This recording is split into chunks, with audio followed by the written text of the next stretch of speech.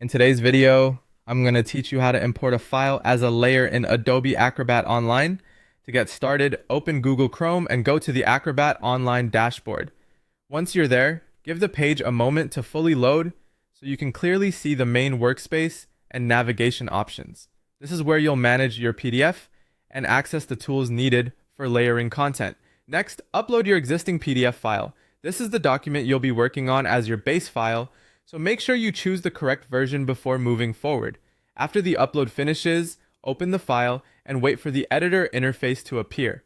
It's a good idea to confirm that the PDF looks correct on screen, especially if you're preparing to place additional content on top of it. Once your file is open, look over to the left-hand sidebar and click the All Tools menu. This section gives you access to more advanced features beyond the standard editing controls. If the sidebar looks collapsed or minimal at first, just expand it so you can easily browse the available options. From there, select the Layers panel icon.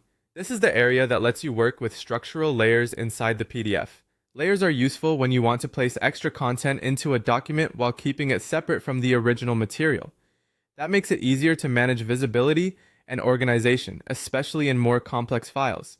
After opening the Layers panel, click the Options gear icon. This usually contains additional layer-related actions and settings. In the menu that appears, choose Import as Layer.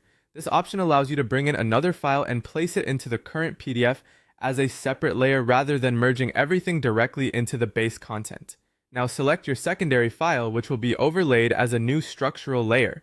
Choose the correct file carefully because this is the content that will sit on top of or alongside your original PDF structure.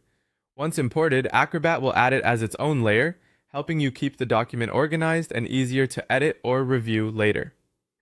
As a final tip, after the import is complete, take a moment to review the layer in the panel and make sure everything appears the way you expect. That quick check can help you catch alignment or file selection issues before you continue working. And that's how to import a file as a layer in Adobe Acrobat Online.